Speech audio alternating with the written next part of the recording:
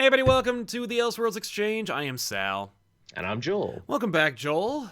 Oh, always happy to be back. Yeah, on our 300th episode of the Elseworlds Hot Exchange. damn. I know, 300 episodes? Wait, no, I think it's 200 episodes.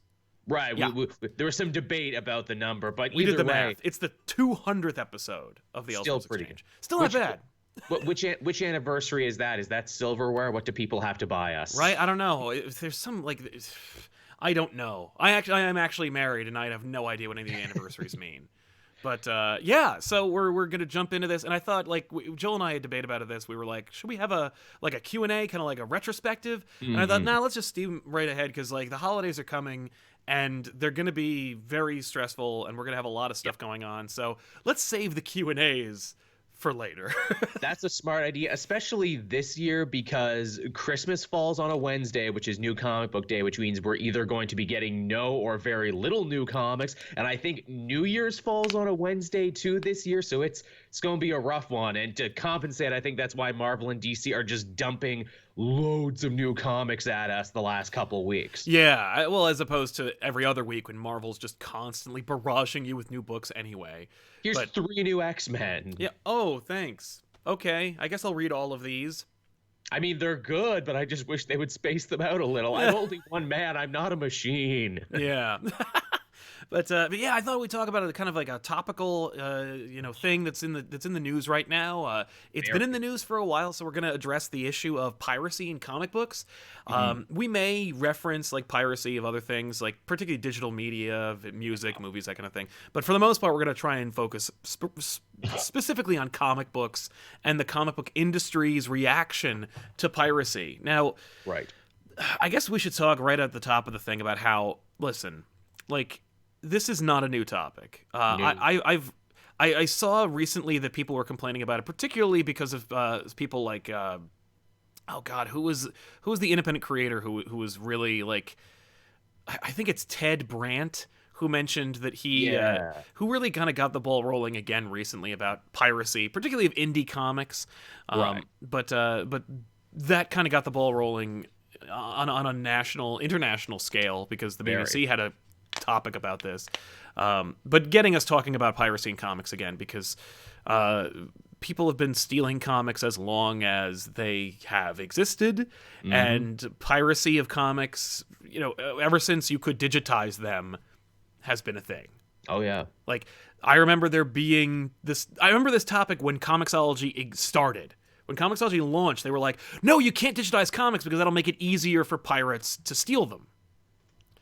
Yeah. And it does. It absolutely did. I mean, and also too, comic files, they're smaller than movies and music and even TV for that matter. So you can pirate them way faster, way quicker. Right. So at the top of the show, I just wanted to address while we are going to be talking about the current conversation about digital comics and the piracy of the comic book industry, don't think that we don't understand that this has been a topic for a long time. Like a 10+ year conversation just on the spectrum of digital comics.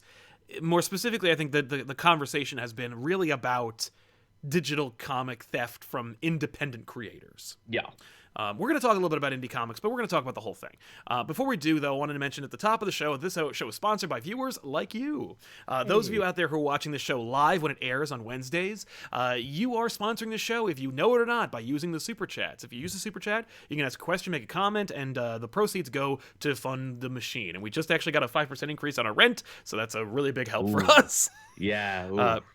I'm going to try and argue it down, but I doubt it. The landlords don't speak English, so we'll see what happens. But more power to you, sir. Thank you, exactly. But yeah, so we do want to encourage you to use them, and we do appreciate it when you do, like Michael Patterson, who says, "Happy holidays to the both of you and your families." Thanks, Mike.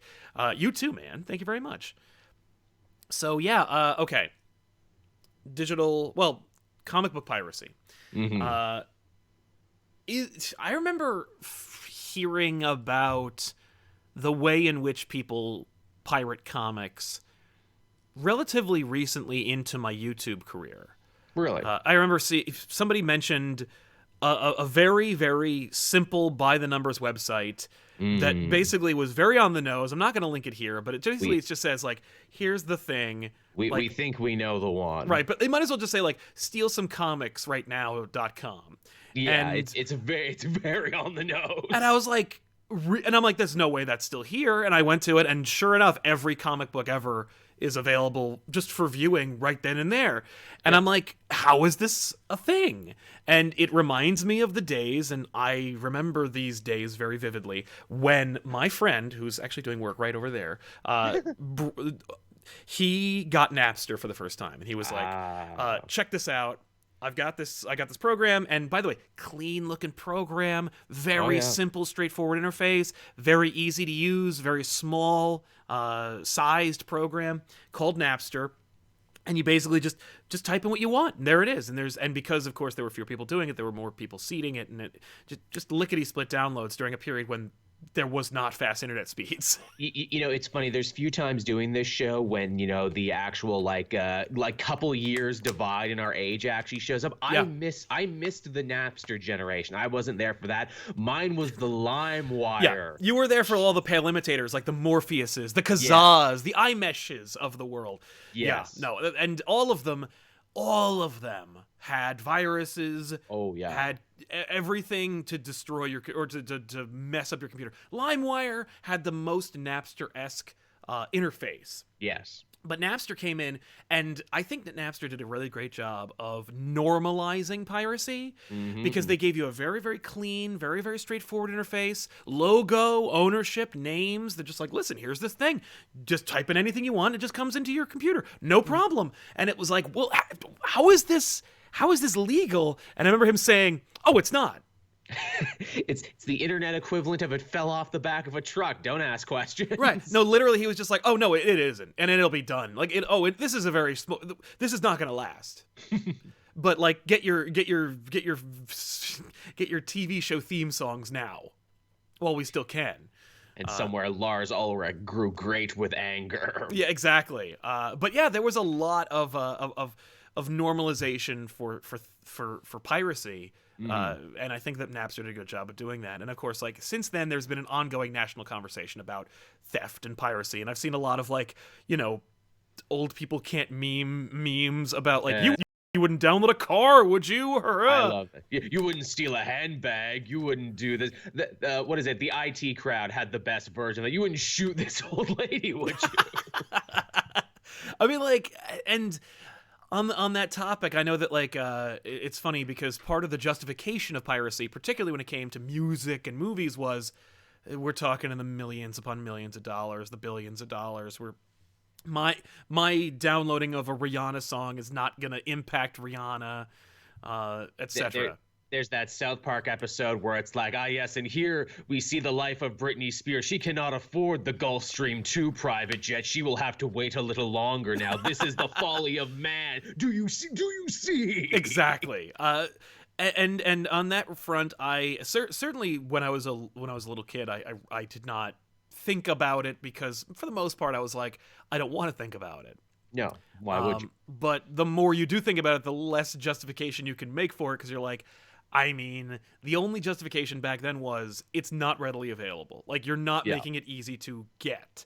But the more avenues that you create to obtain the thing you want, I think iTunes helped to normalize this. The idea of, like, if you make it cheap enough and make it accessible enough, people will naturally pay for it. Which they have and they do. And I know that was like the big tagline for a while where it's like, Metallica didn't kill Napster. iTunes killed Napster because here it is. When you give people the opportunity to pay and make it simple and easy and, accessible, most people will do it. Well, and it was easy to steal from Metallica because it was like, first of all, your 25-year-old CD is still $30. What are you doing? But like, also you had to be a dick about it. But like, overall, I think that the people are more inclined to forgive, accept, understand, even commit piracy when it comes to the big mega conglomerates and these mega corporations, because at the end of the day, is it really hurting it? How many people are really stealing / downloading / pirating? Are we really chipping away at the infrastructure? If so, maybe that means the infrastructure should probably change. Like maybe that's an indication that there is this silent majority of people who want your product that can't get access to it.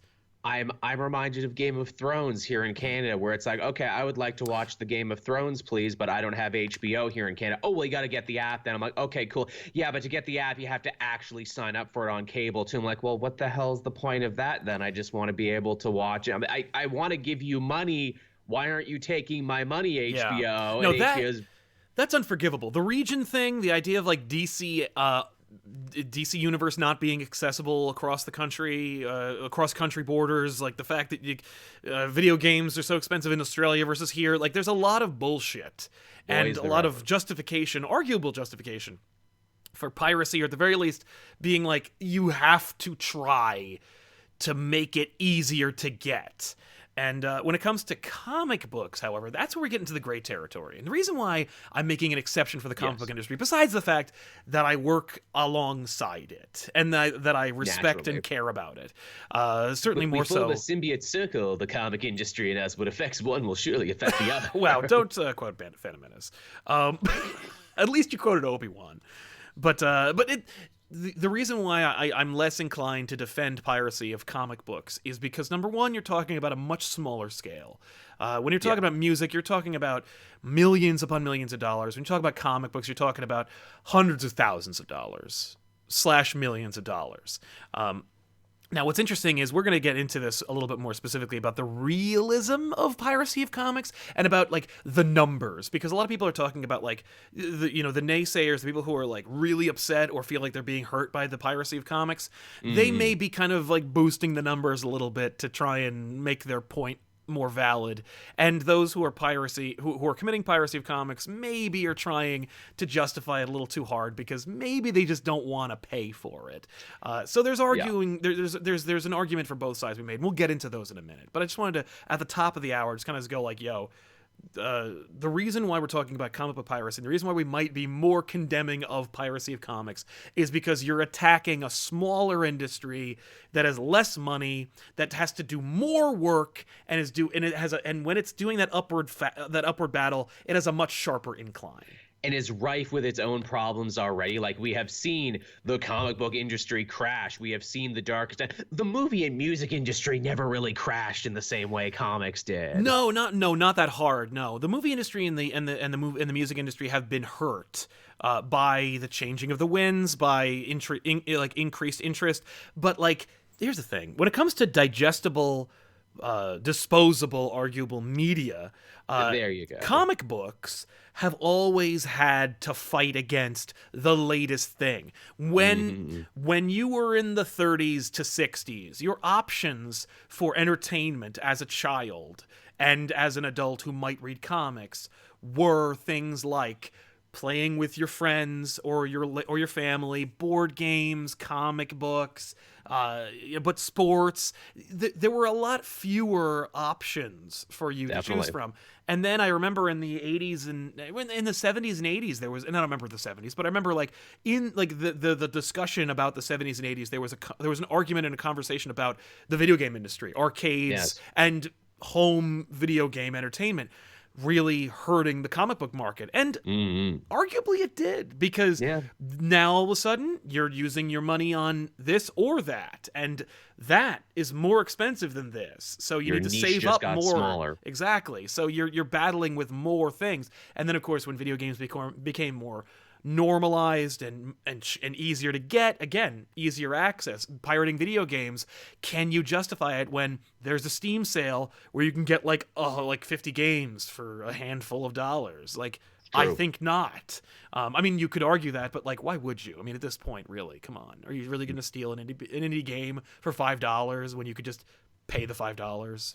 It's true. You got GOG, you got Green Man, you got all these things now, all these options now for games. Yeah, exactly. And it's interesting how the video game industry, which started out in its infancy and then blossomed into something that became a media titan, when people are kind of stealing our games. I remember when I remember stealing video games, like not even stealing video games, but I remember getting like shareware games, and Yeah. you got the whole game. You just needed the access code to unlock it, and at the end of the day, they fixed that problem and they made them more accessible and easier to get. And they resolved their issue of piracy, or at the very least, they addressed it by saying like, okay, we just need to make it so that like you can get them directly from the provider. The barrier to entry is so much lower. Maybe we're going to fix your hardware issues. Maybe your hardware barrier is an issue, or it's like your computer can't run it. Well, now we're going to change the literal system so that your shittier rig can run our game. And it's funny, I noticed the game industry, they seem like a lot less militant about stopping piracy. Like, obviously every company's different. Like Ubisoft, like, well, you need our personal launcher, and you need this, that, and the other, because we're worried about piracy and people are stealing our games. I'm like, well, everything you try and do to make to try and curb piracy makes me not want to play your games. Exactly. You make it such a pain. I feel like I'm going into like a really exclusive club. And it's like, but you already patted me down. I'm like, yeah, but now we need to do a cavity search on you because we don't trust you. Well, and also, like, why am I going to get like your app, your login, your special thing, just so I can get one game? That's like me signing up for one streaming service just so I can watch Star Trek. Why would I do that? Exactly. 1 or 2 games a year. Exactly. And like every company does it too. Like even Rockstar right now, it's like, hey, we put Red Dead 2 on the PC. Awesome. You got to use the Rockstar launcher now. I'm like, but I have lots of launchers though. Yeah, but you got to use ours though. I don't need your launcher just to buy your freaking game, please. Look, we'll give you some gold bars for online. How about that? Fine. I guess that's but like, here's the thing: incentivizing, not punishing, not penalizing. It's just saying like, yo, if you need your comics, if you need your video games, if you need your movies, we'll just do what's good. Like when you buy a Blu-ray or you get like a download link, there you got your movie now. You own it. You can get it on your digital, so you can just pull it up on your hard drive. Like it's no big deal.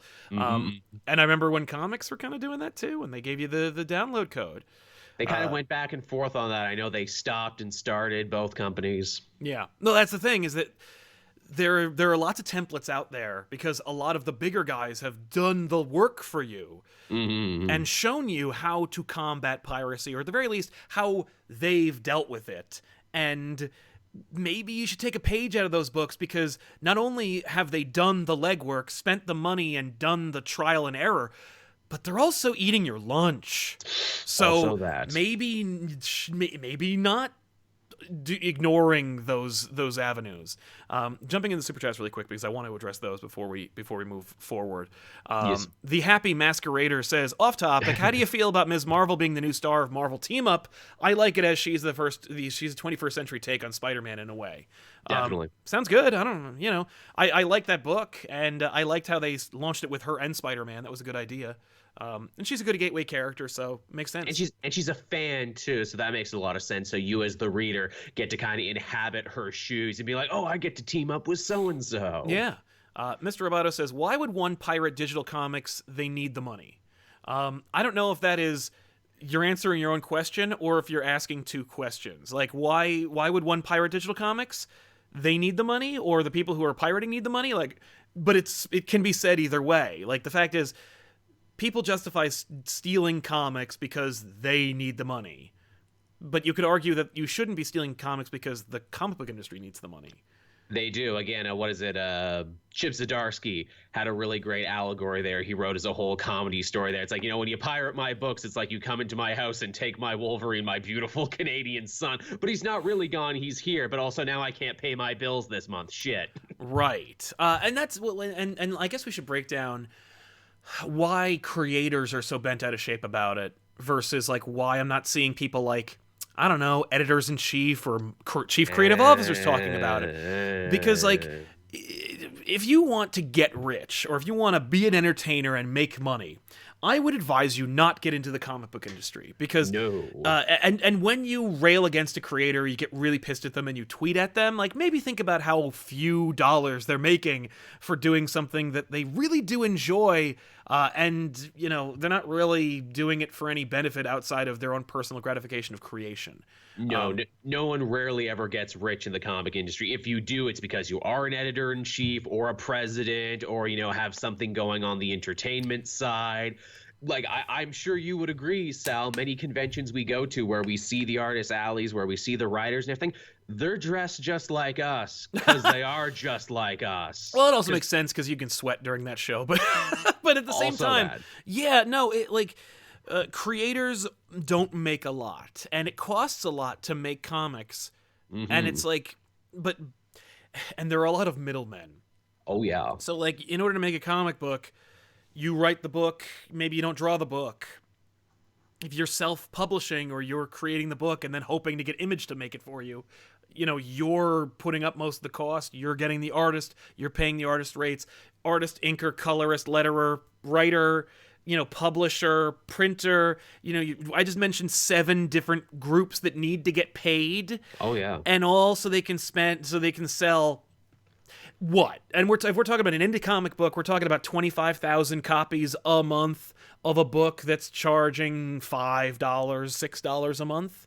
Yeah, you're not going to be Walking Dead out of the gate. That just doesn't happen. No, and in order to offset those costs, you have people who look. If you want to write for comics, draw for comics, you're taking what you can get, and if you're taking what you can get, then you are open to negotiation and predatory practices where it's like, you're a great artist, your art is worth a certain number, particularly in this kind of environment, but you want to draw a Batman book, you're gonna take the hit because you want to draw the Batman book. So maybe if your page rate is $90 to $150 a page, you might take the $70 to $100 to $85 per page rate just so you can get A, steady work, or B, high profile work.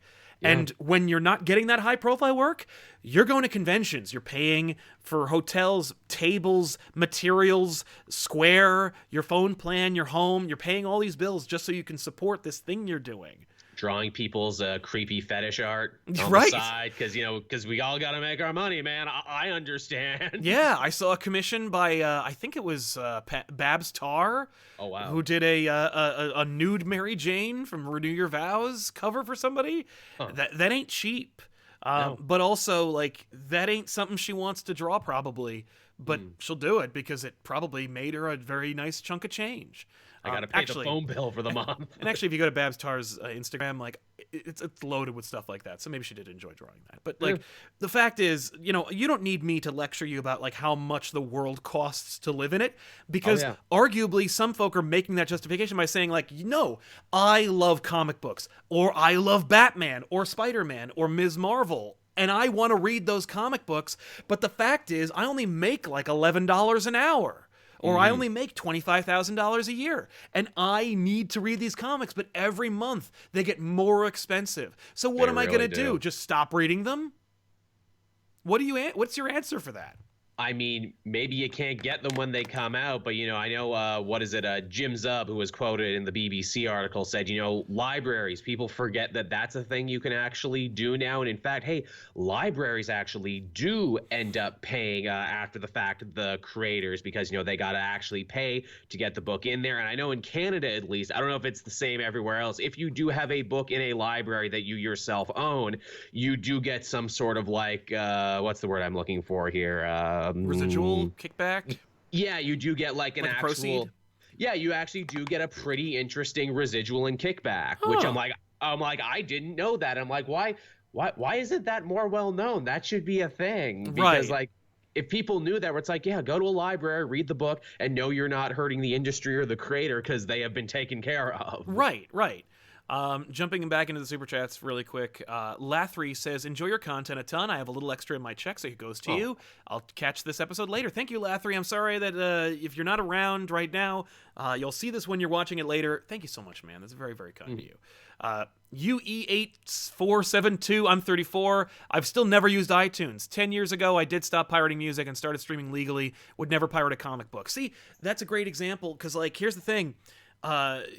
iTunes, it's a shitty, invasive, gigantic program. I hate iTunes. I hated using it when I was younger. If I wasn't a podcaster, I would not have used it. And they had to take me kicking and screaming to use absolutely. iTunes. But streaming music legally, hell, most of these artists, I mean, like, the top viewed YouTube videos of all time are music videos. Yes, they The are. reason is not because they're incredible entertainment or because they're like really, really well made music videos. They're there because people are like, oh, I can listen to music while I'm like on my computer. I'll just pull it up on YouTube and watch it and listen to it that way. The fact is, streaming music was the way to go. Yep. And I'm shocked that that there's variety in streaming music options. Mm-hmm.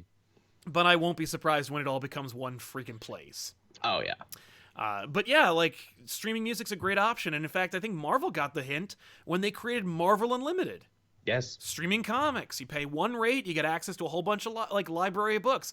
Now that being said, you're not buying the books, you're renting the books for the most part. You're just paying a fee, so you can read them. But that's an option, and it's a viable one. It is, and and that's like a whole other sub discussion in and of itself, and that is what media do we actually own anymore in this crazy digital age? True. That's true. Because for the most part, I remember when Comixology launched, you were not buying comics from Comixology. No. You were paying cover price, same day cover price, to rent their books if and when Comixology went under or decided to get bought or closed. You didn't get those books anymore. You didn't have like a download option. I think they've changed that since then. You can actually download the book, but it's still in their format. You got to use their viewer. And the other thing, of course, is you're paying same day cover price for a digital book. Why? Like, it makes no sense. It makes perfect sense to me because it's the same reason why. And this, you may not remember this, folk out there, because they've since done away with it, but a few years back, Comixology faced some significant pushback from the retail brick and mortar industry. That's right. And as such, as a way of mitigating the anti-Comixology digital front, Comixology offered this option where if you were a brick and mortar store, you could open up your own storefront through Comixology so your customers could buy the comics specifically. Through you as a 5th or 12th middleman, so that like you can literally just it's like an affiliate link where it's like you bought your Comixology books through the website of your retailer and the retailer got a percentage of the sale. They've since thrown that out the window. That's done, but it was a way to try and just mitigate or deal with the just outcry of anti-digital, fervor from the brick and mortar stores. Because that was the rallying cry where it's like, oh, if Comixology and Marvel Unlimited are allowed to propagate, that'll be the end of the brick and mortar and the mom and pop shop, and et cetera, et cetera. I love how the argument was literally, if you sell your books digitally, we will all go out of business. As if to say, the conceit of comics is entirely flexible, and nobody really wants to own a comic book or have a physical copy. If you allow people to get digital comics, they'll never come in our store again. It's a hell of a thing. Right, as if to say that, like, it's preferable to the experience of going to a comic book store, which I disagree with overall, though I do buy mostly digital at this point. Same. It's easier for work. Again, we're in an interesting position, you and I, because we work online, and we need them now. We need them Wednesday so we can get started right away. Well, and not only that, for me, it's about storage.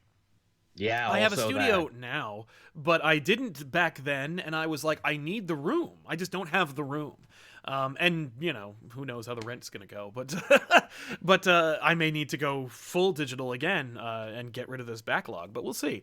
But the reality is space and storage was an issue, and digital allows to solve that problem. But the reason why books same day price on Comixology match the same as a brick and mortar store is to say, well, look, I mean, if you prefer physical, you got to go to the store, and it won't hurt you to go to the store because it'll be the same price. Mm-hmm. Even though I would assume that cover price for a physical copy of a comic book factors in the cost of shipping and storage and handling. So it's like I'm paying. I assumed when I was a kid or when I was younger, certainly I assumed that I'm paying $3.99, $2.99, $4.99 for a comic book. I'm paying for the experience, for the writer, artist, publisher, all the art, all the printing, plus shipping, handling, storage, and shelf space. You'd think. But I'm not. Apparently not. Well, and the markup, by the way, there's this, I hate to blow anybody's mind about this, but like the store that you're buying anything from gets it from the manufacturer at a significantly reduced rate. The comic book store does not, at a very reduced rate. Yeah. And that's been proven from the independent market. If you print, let's say, a no-ad 32-page comic book, full color, I know that back when I was doing it, you could print them, I think they were $2.99. Really? Was how much it cost to print a 50-issue run of that kind of book. $2.99 for a 32-page book? So what's my markup? How am I supposed to make money off of this? You don't is the answer. And that's kind of the problem, and it's kind of the issue that we're talking about here, which is that basically the comic book industry operates everything at a loss because it just costs too much to make all these things. Jumping back into the Super Chats, Dead on Time says, ComicPOP has been entertaining me for 3 years, so I think it's way past time. I support my favorite creators. Thank you, ComicPOP and Joel. Thank you, man. Thank you, Dead on Time. I like that name, and thank you very much for your generosity, man. And thank you for being entertained by us. I'm glad somebody is. Yeah. It's not just us here waxing. Yeah. Mr. Roboto has a question for you, Joel. Do comic pirates exist in Canada? Is it an issue?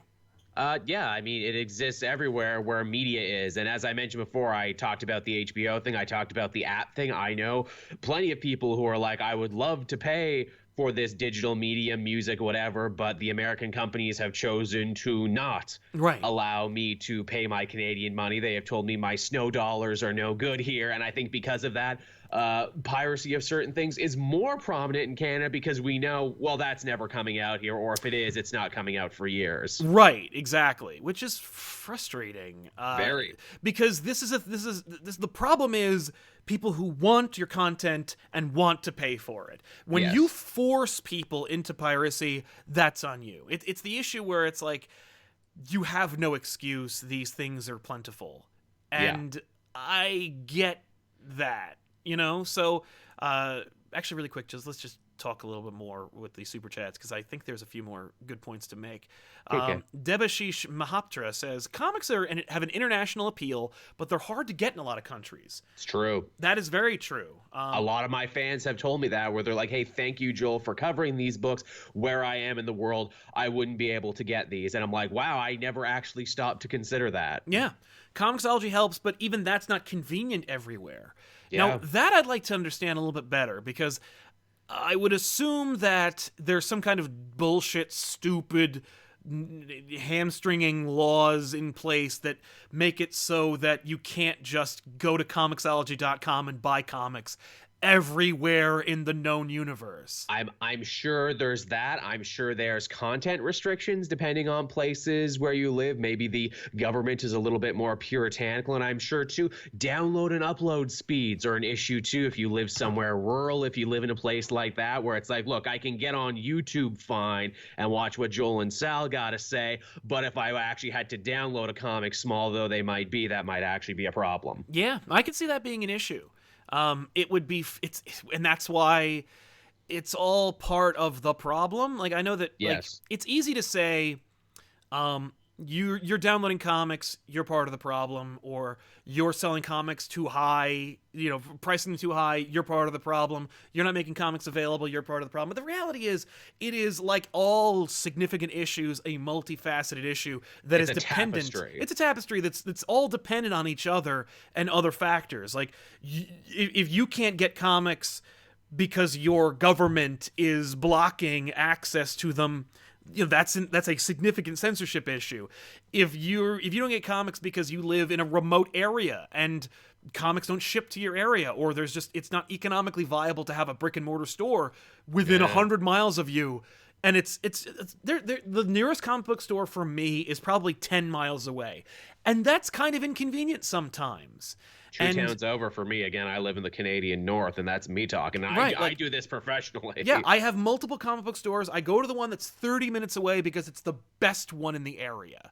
And that's inconvenient, especially inconvenient to leave during rush hour and and I have the job where I do this. If we're cutting back a few years, when I was a teacher, it's like, okay, well, I work 7 to 4. and then I gotta go to the store like at 4 o'clock in rush hour traffic to go to the comic book store. Like, I don't know if I'm gonna be able to do that, and it's inconvenient. And so, but that's a life factor, and that's another issue. And it's something that, while it's your control because you choose what you work at, the fact is some people don't have that luxury, and it's lazy to say that, like, it's just, you just gotta swallow it and deal with it. But we have to come up with some solutions, because piracy is and has been an issue. And even if the issue isn't rampant and it isn't affecting millions, and it is only talking about, when we're talking about like 90,000 copies, and I know that what was it? I'm trying to get his name. Ted Brandt tweeted over at 10_bandits about how his indie comic, Crowded, got 95,000 reads on one issue.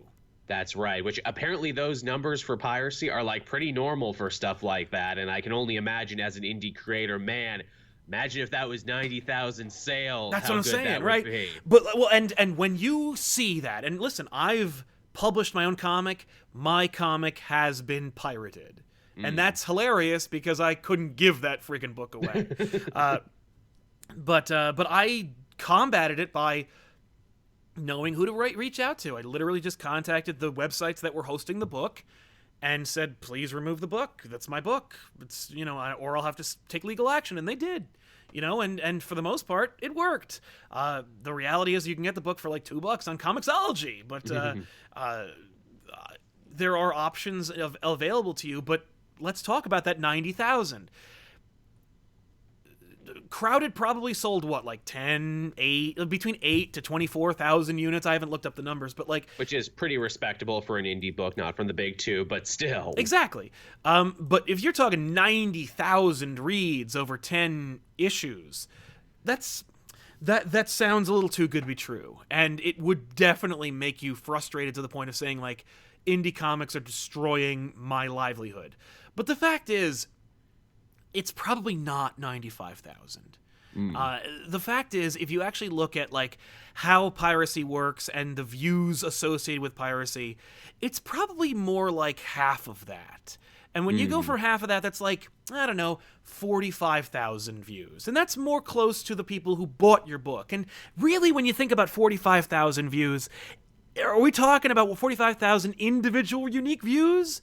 Or what about all the views per page? So if you actually divide it based on the number of pages that are viewed of your pirated comic, we're probably talking more like 2,000 to 3,000 views. This also begs the question too that always comes up in piracy, where it's like, of that 90 or 40 to 90,000, however we want to cut that one, would those people have bought an issue too? Were those people just checking it out? Was this ever going to become sales? Or do the people who pirate now only pirate, and was that never going to turn into any money for you anyway? Right.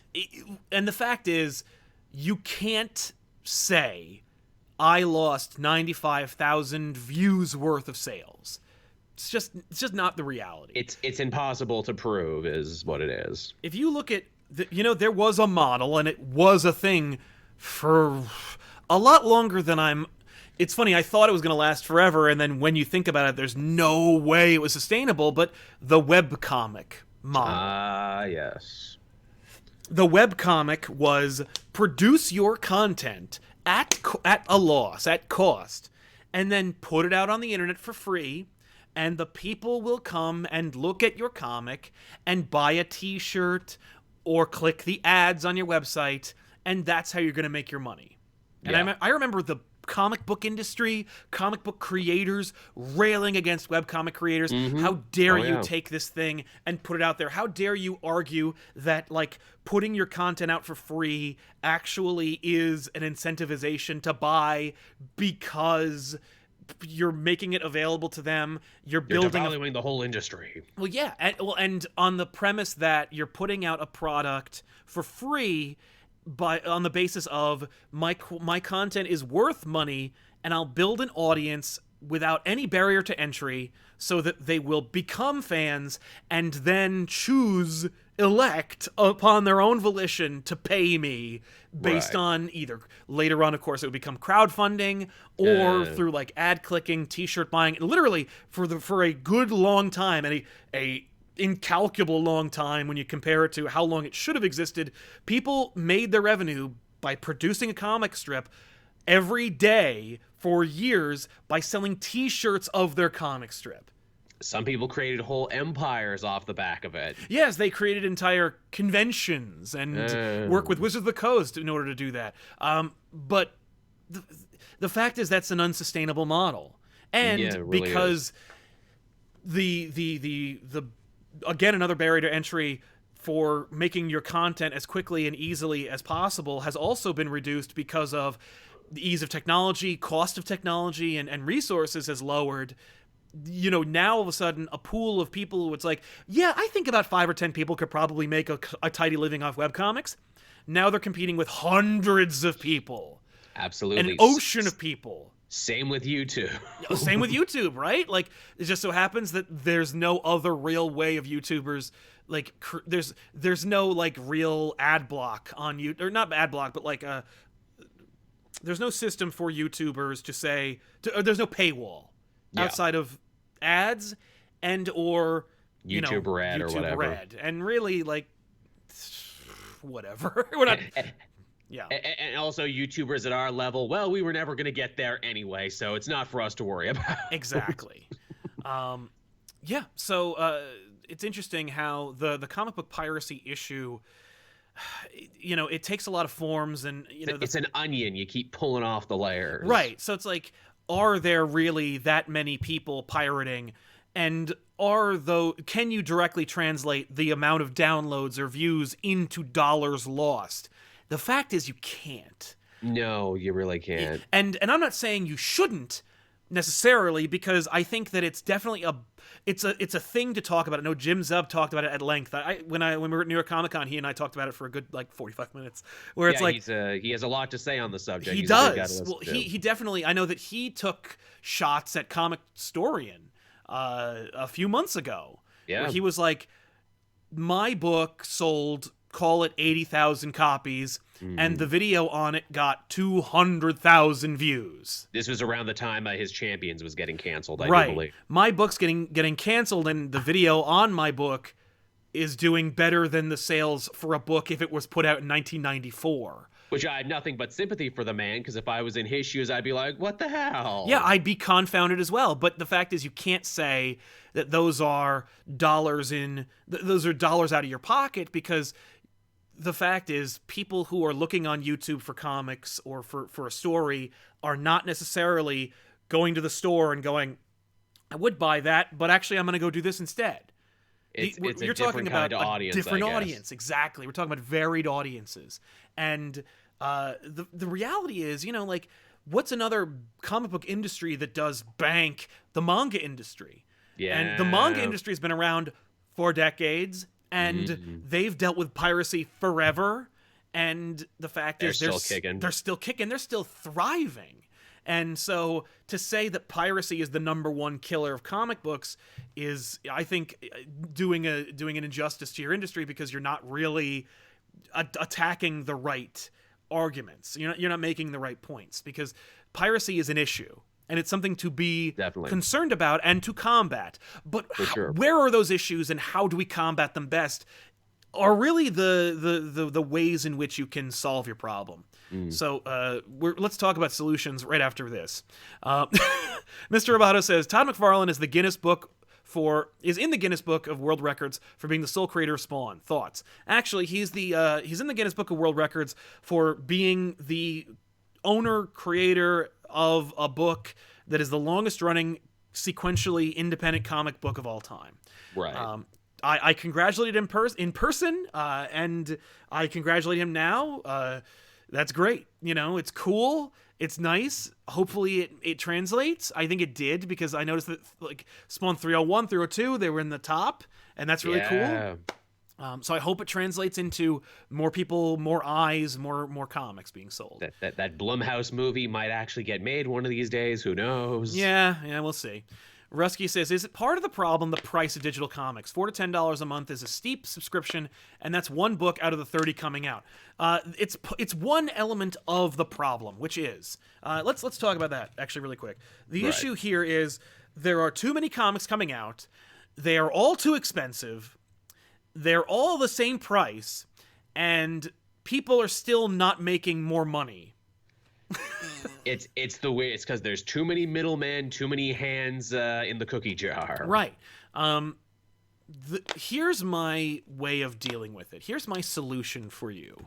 And it's not a fair solution. It's not a catch-all. It's not going to apply to everybody. Right. But it's a decent solution. I've made this, and I make this argument every time anybody talks about like a book they hate or a creator that's on their favorite book that they don't like. Right. Don't buy it. Because like here's the bottom line. The only thing that these companies listen to is your money.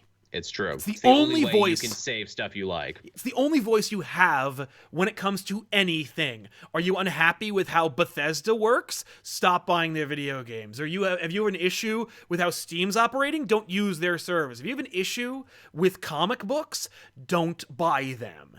And when you don't buy them, you need to figure out, because if you're sending a message that's if you are moving on, if you're like, nah, I'm out of comics, I don't really want to read them anymore.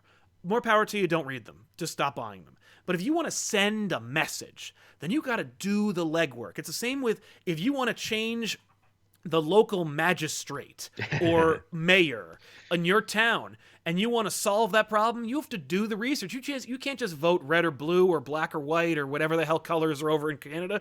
You need to do your research. Chartreuse. You need to do the research. And how do you do that research? Well, I don't know about you, but I have a little black rectangle in my pocket that has the collected knowledge and wealth and experience of the entire human race right there at my fingertips. Use it and just type in the keywords. There's a really simple system that gives you an algorithm that gives you everything you're looking for by just typing it in.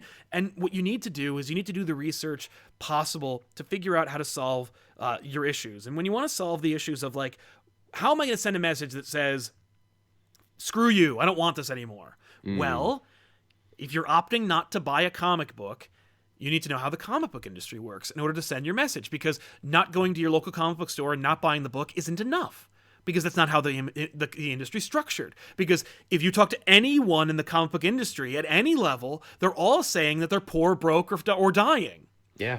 So what you need to do is do research. How is it that what actually impacts the comic book sales? And what actually impacts comic book sales is pre-orders, which is stupid. But pre-orders thank you, Diamond Distributor. Yeah, thank you, monopolies. But like, what you need to do is go, okay, pre-orders the issue. So you tell your retailer, don't pre-order this book for me. Maybe you talk to other people about it. Maybe more of you, maybe a few of you at your local comic book store are having a problem. Don't pre-order this book for me. Take me off the pre-order list. Take me off the pull list. The pre-orders are key. If they reduce the amount of pre-orders for the books, that actually sends a message to the company that says, oh, they don't want this anymore. If comic book stores reduce their order numbers, that sends the message. Right. If you can't afford comics, don't buy them. Here's my solution. And it's the same with, again, the issue with like if you don't like the run, but you need to complete it, right? You're like, oh, I hate the run of Spider-Man right now, but I have to have every issue. I'm a serial completionist. Wait. Like literally wait a minute. And I know that's like ridiculous for some people to fathom, but you have to just wait a minute. Wait a month or two. Because I promise you, those books will reduce in value by upwards of 50%. You want to talk about how it's like a comic book that's $4.99 is too expensive. Well, what if everyone at DC or Marvel dropped their books to $2.99 or $1.99? Would you buy them then? Because they are a month after they come out. Because all the books are being published and then put out there, and then your stores order them, and then they never outsell, they never oversell. So what do? They put them into their long boxes and they put them online, or they bring them to the convention and they sell them at reduced rates. So what you do is you go to your convention, or if you're in a remote area and you can't get to a convention, you go online and you find a retailer. Most comic book depository. Book depository. You go. Most comic book retailers have an eBay store or an Amazon shop, and they'll sell their books through that. But you can buy your books at a reduced rate that way. And that's a solution, I think, that makes everybody happy. You know who doesn't reduce their comic costs? Comixology. Until there's a massive sale. But you can't wait or bank on that. So maybe that's a nice way of increasing your physical collection, is by buying them later. Well, that seems very reasonable. Because here's the other thing, is that if the comic book industry at large says, oh my God, 25% of buyers have all stopped buying on the day. You know what I mean? Like, has just stopped buying it.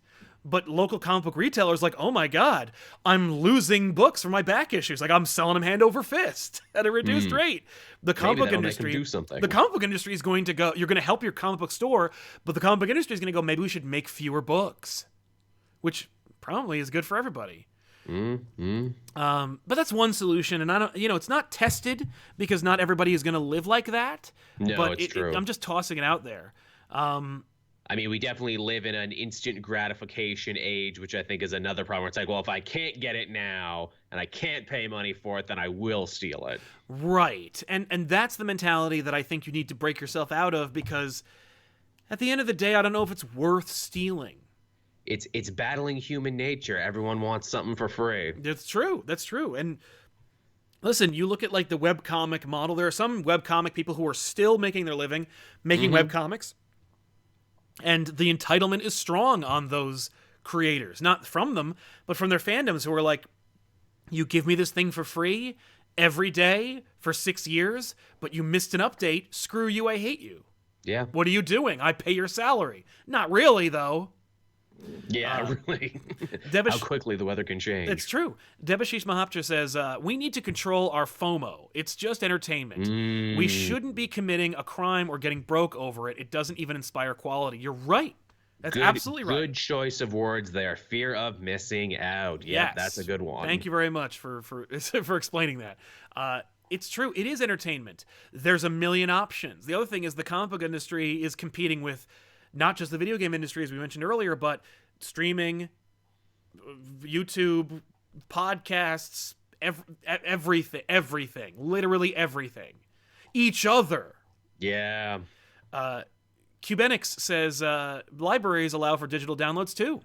That was going to be my thing as well. The library. I know we all forget about libraries, and I feel like that's like picking the scab on a bigger issue where it's like, yeah, well, libraries in some parts of the world are horribly underfunded and understaffed and everything else. It's not going to be the savior of comics. But yeah, I mean, talk to your local library about getting the comics you want in trade, because then everyone you like gets a kickback, and, the arts are improved. Yeah. No, and that's another thing we should probably talk about, which is like funding the arts and why it's important. Yes. 94 Evangelion says the same thing. Why do people ignore libraries? That's where I get most of my comics. I tend to read trades. I have a good, nice rest of the 2019 and the rest of 2010s. Thank you very much, Evangelion. I appreciate it, man. Yeah, but yeah, you're right. I mean, like, people ignore libraries. Here's the thing. For me, my local libraries, I got 2 in my area. One is total shit, and their entire library is funded by, or their comic book collection is supported by me. Like, before we had the studio, I gave away, I don't know, 600 pounds worth of books. Hot damn. I wish I had them back. I have room now. But like, that's where they are. The other library, again, their graphic novel section, about this long. Unfortunate. It's bullshit. Cansaf Productions, I'm not proud of it, but where I live, it takes a month at best for issues to arrive. I read them online when they're released, and then when they arrive, I buy them. I don't believe you. Like, here's the thing. I hear what you're saying, and I think that's a noble practice. It's like, I want to know what's happening now, and then I remember what books I read for free, and then I go out and buy them later. That's a hard system to keep going.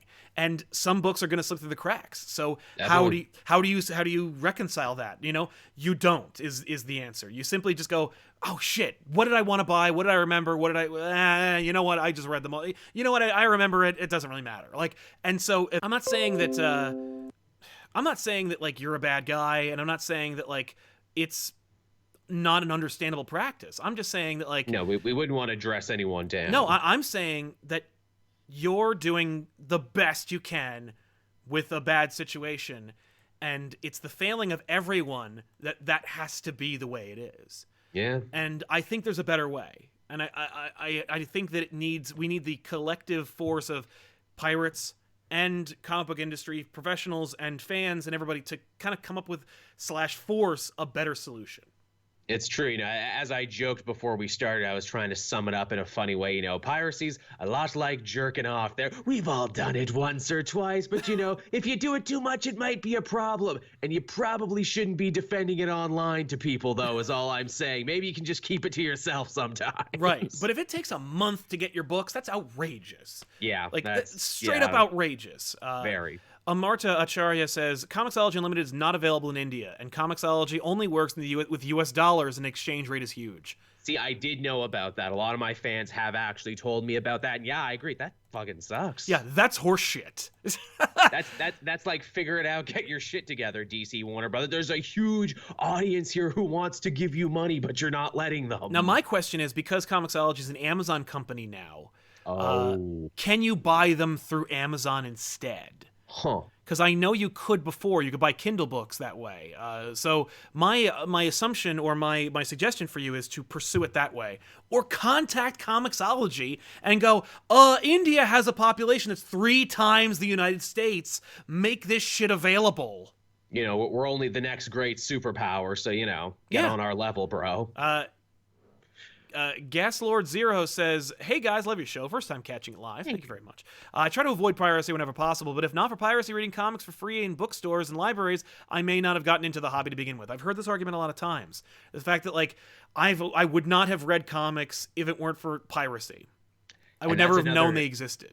And that's another issue, too, that I bring up all the time. Comics aren't places where non-fans can find them anymore. They used to be a staple of the drugstore and the grocery store, but now you have to go to special stores to find them, if you can find them at all. Well, and the fact is, when comics were aplenty and were dirt cheap, everybody knew about them because they couldn't avoid them, and it was not a hassle or an inconvenience or a burden to buy them. So... Yep. Perhaps, and this is just more of a devil's advocate question, is piracy the newsstand edition of comics? Is it like, this is how the Joe Q whoever finds a comic book is through piracy? I think not. I think that, you know, it's not like for every song you download, they throw in an issue of Spawn. Yeah. Like, it really is just like, you have to be looking for they should, though. Oh, right? Why not? No!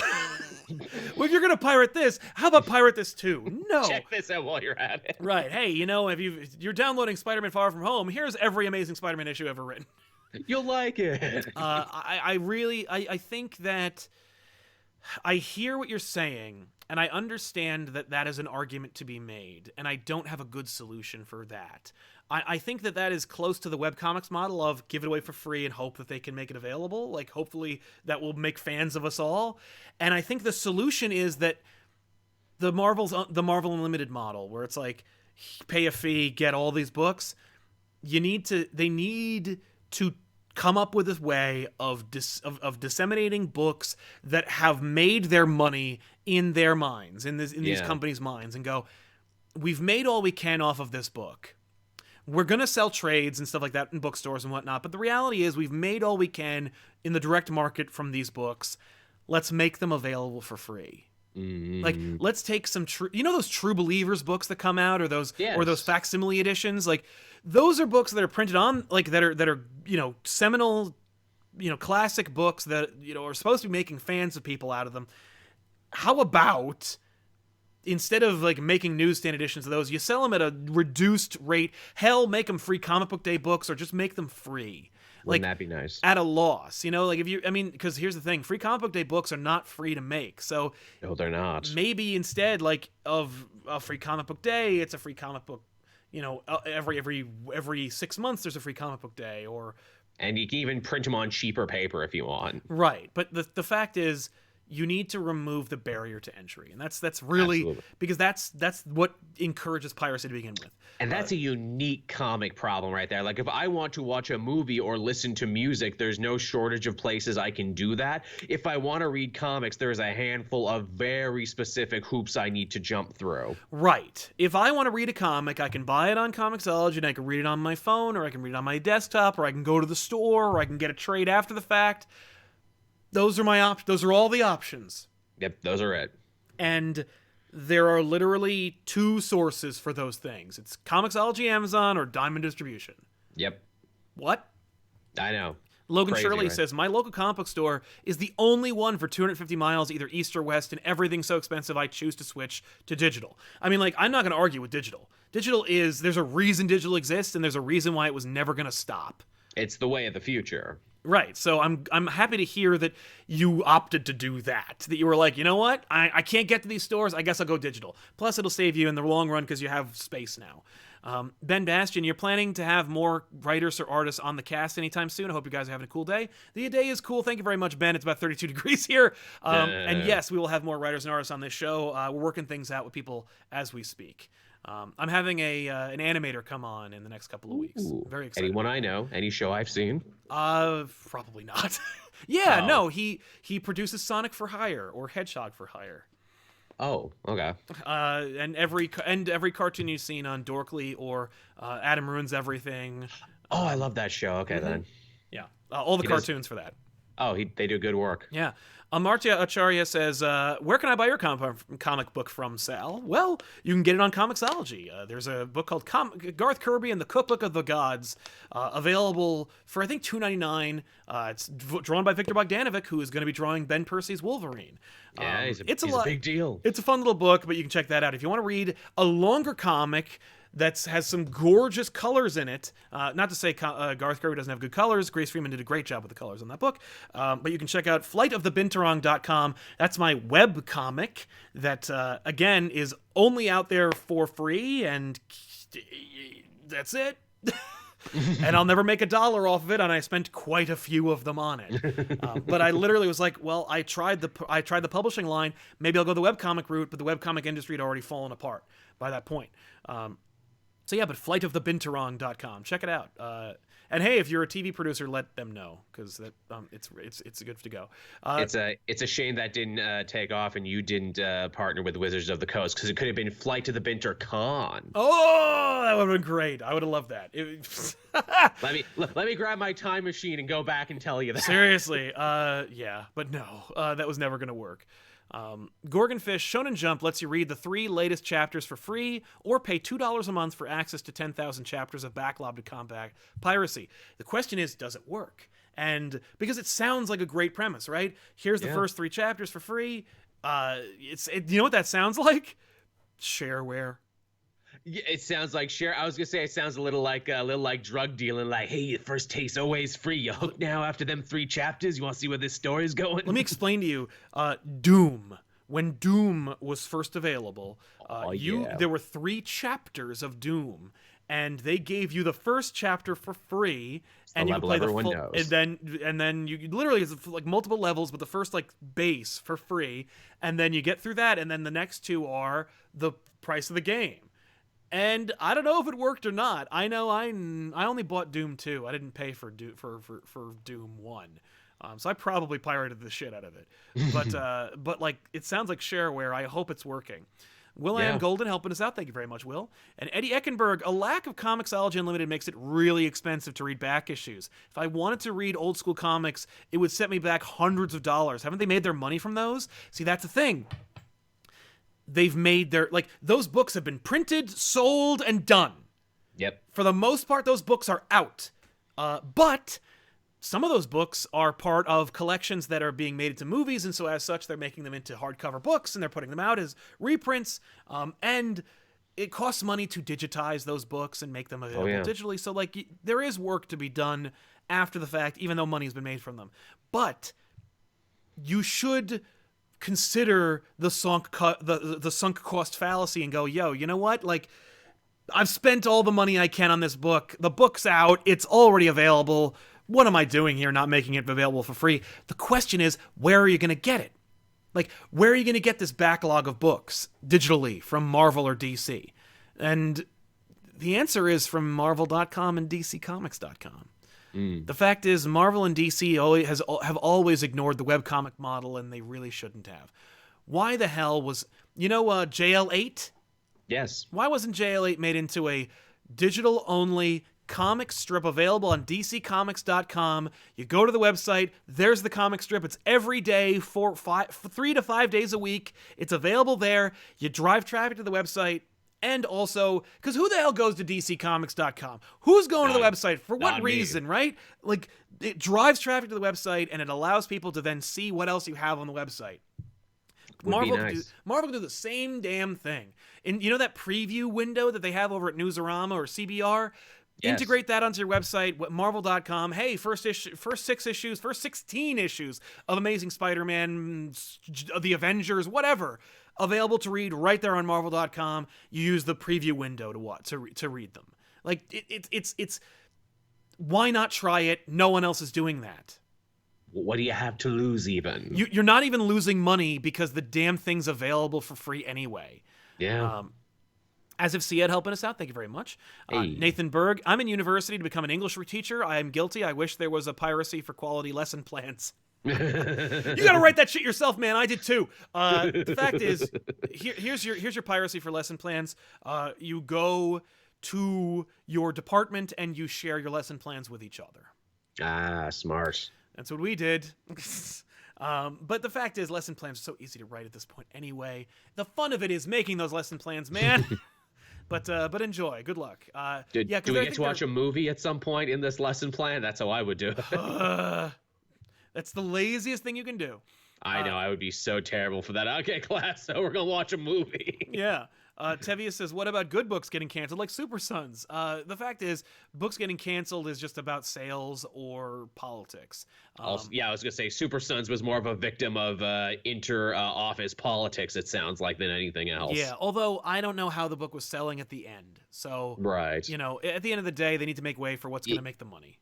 You know what? Here's the other true thing, and this is a very unique problem for comics, and I'm sure you've done it. I know I've done it. When you hear the rumblings like, oh, this book is going to be canceled, well, obviously I'm not going to keep buying it then. Right, and that's a self-fulfilling prophecy. It kills the rest of the book. Yeah, as soon as that rumor comes out, that's why many writers are very quick to go, I don't know who said we're getting canceled. Look, they just moved the date there. It's fine. Everything is fine. Please, for the love of God, don't stop buying But at the same time, by the way, like, Twitter's only one small fraction of your comic book reading audience.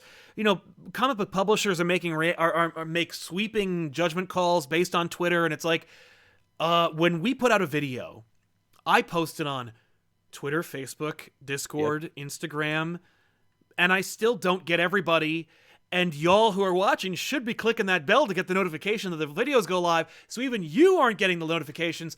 Twitter's one fraction. The creator going out there and then hoping that all of his fans, his or her fans, are following you on Twitter. It's arrogant presumption. It's not gonna sell. Like, that's not enough. So you really need to be plugged in if you're going to be that much of a fan to know that a book's getting canceled and then stop reading it and then and then listen to a creator on Twitter and find out that it's not getting canceled anyway.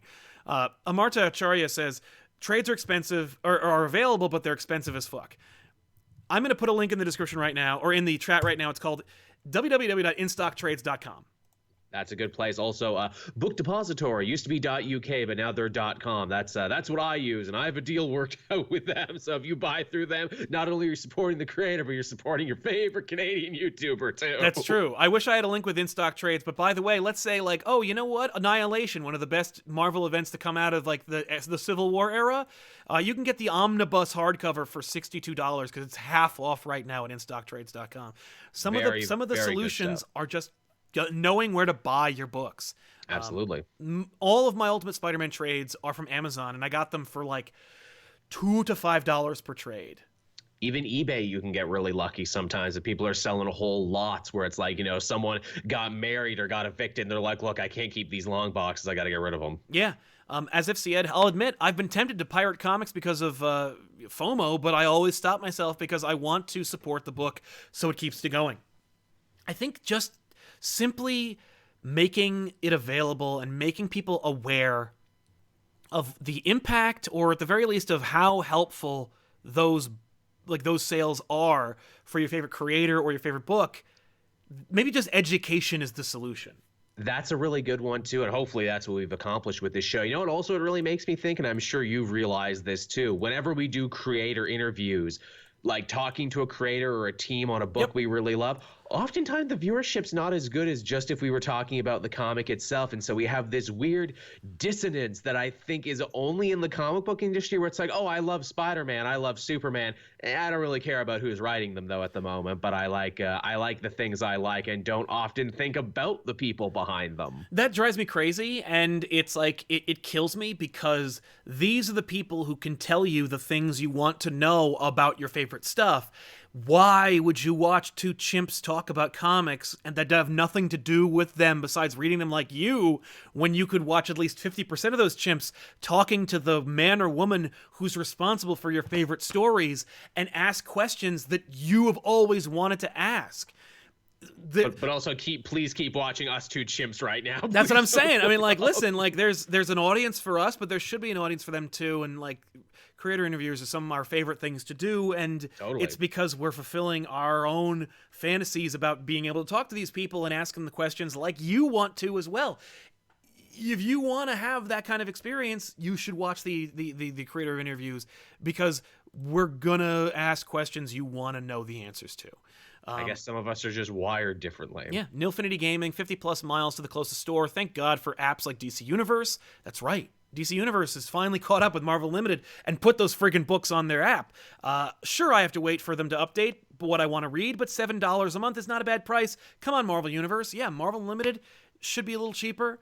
DC Universe, $7 a month. You get a ton of books, and you don't have to pick and choose. You can just read all of them.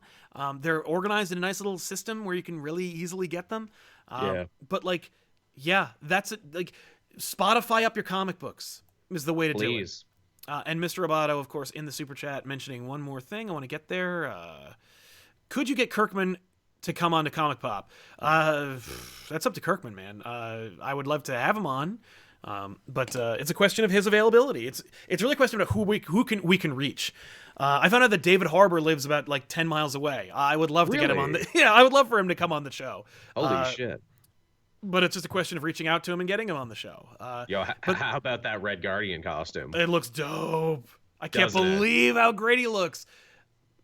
What? Why can you get Red Guardian so right, but Taskmaster looks like a friggin' idiot? Yeah, I heard some interesting theories about that on Twitter, that might actually have something to do with the Chinese market, and like skull imagery is like a no-no over there for some reason. Maybe that's why. It could be total bullshit, but that's what I heard. I think it just is that they thought he looked goofy. Right. But the fact is, I want Taskmaster. I want the guy who looks like an evil Ghost of Christmas Future version of Captain America. Just like, even if they just put a white hood on him, I would have been like, okay, fine, cool. Like, I actually know who it is by looking at him. But like, he looks like a discount bin Power Ranger. He looks like the Winter Soldier in white, or with orange in it. He does have a shield from the promo art, so yeah. It's smaller than Cap's, but it's still a shield. I want Cape. I want Skull. Same. I want Taskmaster. Rebel Friend says, I read all of Ultimate Spider-Man through piracy. I was naive and broke like a lot of other people, but from that point on, I paid for my books. I'm glad that you at least like stopped. Yeah. And the fact is, you know, there is something to be said for the webcomic format of give it away for free and you build an audience. The problem is you need to training wheels up that format where it's like, here are some of the things for free, and you need to get them into a way of normalizing paying for your content. And I think that the real solution, I think ultimately at the end of the day, as we come to the end of the show, I think that the solution is going to be streaming service models. Yeah. I think that at the end of the day, it's not that you're going to be buying your books individually. It's that you're going to buy a subscription from DC or Marvel or from your local comic book store or from a conglomerate of comic book stores. But at the end of the day, the future of comics will be that you will pay a flat monthly rate and you'll get all your comics from that one system. It'd be nice and here's another uniquely comic problem. If I want Marvel, if I want DC there, chances are you're probably gonna have to get two different apps is the thing, because we can't all play nice with each other. Well, except through the fact that Comixology, and I'm amazed that it still exists, that you can get Marvel and DC books through Comixology. Seems crazy, doesn't it? Seems like they should Coke and Pepsi it up and be like, no, we can only afford one. Thank God that they're not, and don't give them any ideas. Yeah, because they'll totally do that shit tomorrow. Yeah, and they'll do it bad. Like, they'll do it shitty. But, but streaming, I think, is the solution for the piracy issue, because that's been the solution for all the issues. Like, for music, Spotify is the solution. For video games, Steam is the solution. Like, it's and they're not perfect solutions. No. Each company has their own little foibles and problems, but by and large, they're offering a better way. Well, and at the end of the day, like, you're going to go on, like, a subreddit or something like that, and someone's like, yo, I just put up the latest issue of Batman. It's like, you can't afford the $8 a month to get every book out there? Yeah. Like, what are you doing? So shame's a powerful motivator, too. Right. I mean, but I think that will be the solution, because it's unsustainable to sell 30 books a month at $4 to $6 a month. It's just unsustainable. Like, a little nuts. People can't afford it, and it's how whole industries are built. Yeah. Like, to sell, to be like, you can't afford these books? Here they are. Like, I'll give them to you and collect money from them. Mm-hmm. That's whole industries are built on that, and I think that, like, they need to get their shit together, and they need to get it together fast. Boy, howdy.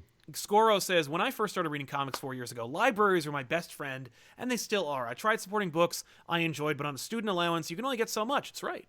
Mm-hmm. The fact is, and I'm not, like, I would never say the comic book industry deserves your support, and whether you make $150,000 a month or a year, or you're making, $6 an hour, you should buy the books you love, and that's the end of it. That is an old way of looking at it. That's an antiquated way of looking at it, and it's a naive way of looking at it.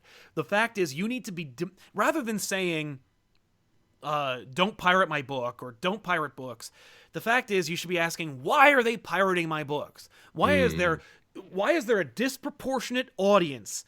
An unrealistic audience, because that's the thing. 90,000 people stole your independent comic book? Be real. No, they didn't. Like, because if they did, then 90,000 people are aware your independent comic book exists. And that means that somebody in a studio capacity should have given you a movie deal by now. You would hope so. That's the thing, where it's like, can you use the piracy data to be like, yeah, but look how many people are interested in what I've done. Right, but that means that the piracy data is flawed. Or it means that you're ignoring and discounting a overwhelming audience that is disproportionately larger than the one that you've cultivated over 80 years. And if that's the case, then maybe it's time to start re-looking at the system and reorganizing it. And, I don't know if streaming is the streaming system. It's not really streaming, but it's like a monthly subscription fee to one group is the solution, but I think it should be discussed, and I think it should be met with it should be met with with optimism, and at the very least, healthy skepticism, but at least an open-mindedness, because you can't do it. This can't work forever. Like, totally. I'm telling you that a solution right now is, don't buy your comics when they come out. Wait until they come out for cheaper on, like, at a discount. But that's not sustainable. It doesn't help the comic book industry, really. No, it doesn't. So, and like, a lot of books will be canceled in that time, that's too. right. And if more people adopted that strategy, more books will be canceled. But it is a solution for you to save money while also spending money on comics. But I think that, like, the folks who are in charge of the comic book industry need to put their heads together and go, what's working, what isn't? Who's making money? Who's making the most money off of comic books? Is it us? I don't think so. Which is weird. And if it isn't, then how? Who is and how? And what are they doing that we're not? Can we do some of that? So I feel like there are solutions out there. If you pirate, know that you are not helping. No. Like, at the very, I'm not here to tell you you're doing wrong, you're killing the industry, but I am saying that, like, piracy is not the solution for you. You know, you're like, I don't have enough money to pay for comics. I want them and I love them, but I can't afford them. Know that piracy is not solving it. And maybe you should help by coming up with solutions and offering them to those who will listen. And the fact is, you know, like one guy, me, tweeting at Dan DiDio or Kevin Feige, since he's now chief creative officer of Marvel, you know, or Ike Perlmutter being like, yo, fix this, is not enough. But if, you know, it's like Alice's Restaurant, but if 100 people tweeted at these people and said, you need to come up with a new solution for distributing comic books. You need to come up with another solution for me getting comics. Maybe they'll listen. Or but it may take something more radical, like 30 books from Marvel a month. We're really only able to afford 12. Like, we can only afford to produce 12. Oh my God, what are we doing wrong? The Grouchy Geek says, been here for like a minute and already agree with what you guys are saying. Also, Joel, thanks for answering my question about Titans. Burning Rage. Always a pleasure. Yeah. Yeah, he was asking if that got collected in a trade yet. And I'm not sure. I've been so turned off by the Adam Glass Titans that I've just stopped reading Titans altogether. But apparently that's good. Nice. But yeah. But honestly, my solution for you, ladies and gentlemen out there, right now, is do the research. Know how the comic book industry works. Know how comic books are sold.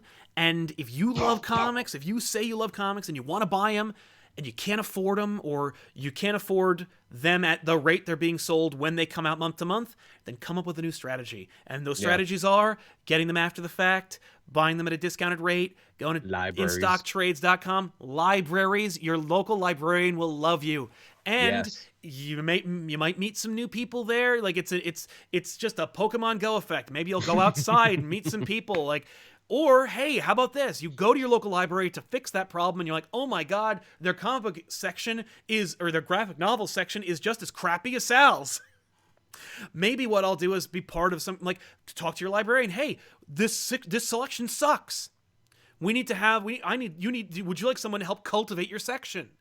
I was going to say, talk to your local member of parliament, and I'm like, yeah, I don't think they have members of parliament There's no parliament here. But talk to your God, I don't know who to talk to, honestly. Local representative. Well, what are they going to do about funding your libraries? I guess so. Look that up too. We're not talking about libraries today. We'll talk about libraries another day.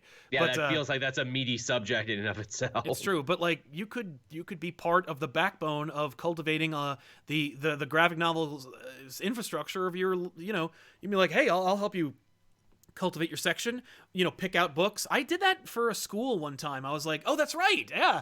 When I was working at one of my last schools, I was like, your graphic novel section sucks. We need to fix this. And they were like, we keep getting kids that are asking for comic books, like, or for graphic novels. What do you recommend? And it was a middle school. And I'm like, here you go. And they ordered all of them, filled it up. That's awesome. And before I left, I checked, and they were taken out by at least 20 different kids. And I was like, that's great. Yeah, like that's a way to solve it. Hey, if you're a college student, you're a broke college student, get your school to buy all the comics you want to read and put them into the graphic novel section. That's really good. I like that. Everybody wins on that one. That's right. But like, go to your local library, and don't be like, I want free comic. You know, be like, come up with a rational, cogent, listen, your comic book section, your graphic novel section needs to be bigger. And I would like to offer. I find it lacking. Yeah, I find it lacking. I don't insult them. Just be like, I think it would be really beneficial for everybody if you had someone cultivate your graphic novel section. Yeah. So there you go. But anyway, I want to thank you so much for watching this 200th episode of Elseworlds Exchange. Smarty says, money, I have nothing funny or smart to say. Hey, listen, I appreciate it, man. That's very kind and very honest. But yeah, 200 episodes, Joel. Thank you very much for being here for so many of them. It's a great show. More than happy to. And here's to 200 more episodes, Joel and Sally. 200 more episodes. That's how it goes. You're in the comic book podcasting market. I've seen many a competitor or friendly rival who has like 600 episodes, and I'm like, holy shit. I don't have time for that. But listen, we want to thank you so much for being here and for supporting us for so long. Special thank you to our super chatters who sponsored today's episode, and we'll see you guys next time with an all-new episode. I think next week Ethan will be here. I don't quote me on that one, but we'll figure that out. And then we're going to have more guests and more stuff going on. This show is not stopping anytime soon, and we are so lucky to have you helping to support us. Thank you all, and buy your comics. At the end of the day, buy them. I don't know how you're going to buy them, but buy them. Do the best you can. But we'll see you guys then. I'm Sal.